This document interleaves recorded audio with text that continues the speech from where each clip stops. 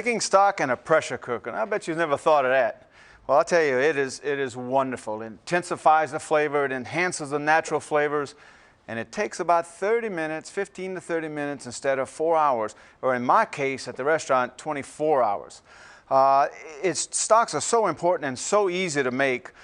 You know, I don't cook anything without it at the restaurant. And so it's so important to make a stock for anything that you're going to make, because using water actually pulls away from the flavor or from whatever you're cooking. When you add stock, you're adding flavor, you're building flavors and building taste. And that's why it's so important. And it really is easy. It's really not that difficult, especially if you have a pressure cooker. We're going to do chicken stock in this. All right, so instead of 4 hours or 5 hours or 24 hours, like in my case, we're talking 15 minutes of making a wonderful, great stock to make, you know, your soups, your sauces. We even cook our rice in it.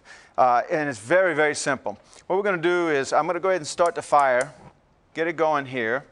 I'm going to put the water in. Now watch how simple this is.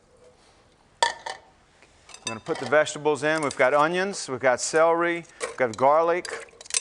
Now I don't put any seasonings in the stock because I'll do that afterwards. I don't want to influence the stock where I only can use it in certain things. I want it to be very universal so I can cook anything I want with it, different things, and add the seasonings afterwards. I'm going to go ahead and put all the chicken bones in. I'm going to just kind of smooth it out a little bit. Cover the pot with the lid. I'm going to line it up here, lock it in.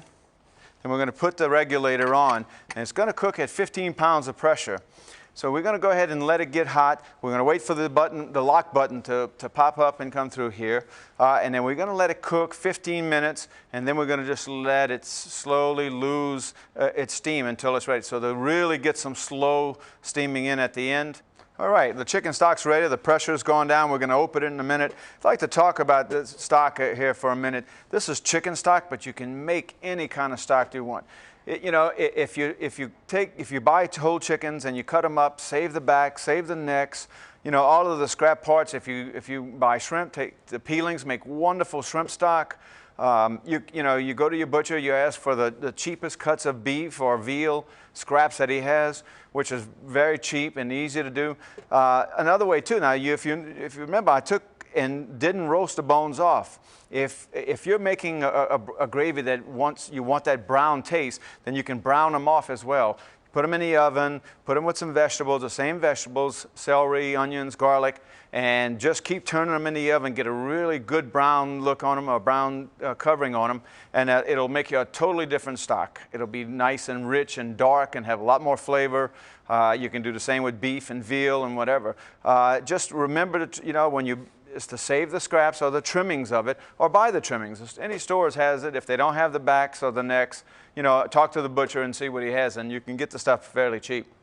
All right, we're going to open it up now. I'm going to take the regulator off, and I did that because the button was down, and I know it's safe. Raise the lid. Wow. The smell just hits you there. So we're going to strain it. I've got a bowl here with a strainer. I'm going to hold the rack in there just to make sure it doesn't come popping out here. I'm going to get all the bones in there. Look at that rich color. And that's without browning. So just think if you took that and roasted it in the oven. All right, there we go. Okay, set that aside. Now very carefully pick this up and you just kind of shake it. Now if you let the chicken stock set for 4 or 5 minutes or 3 or 4 minutes, let the fat come to the top, the chicken fat. You can skim that off, throw that away. You've got a great stock. Freeze it, hold it for 3 or 4 days. It holds very well. Just you want to get it chilled down as quick as possible. So you want to get it in the refrigerator once you've skimmed the fat off. And if you really want to make a dish that doesn't have any fat at all, is go ahead and leave it in something that's wide, let it get cold, and the fat will congeal at the top, and you can just take a spoon and just flake it off, and your stock will be fat-free. And that's it, chicken stock.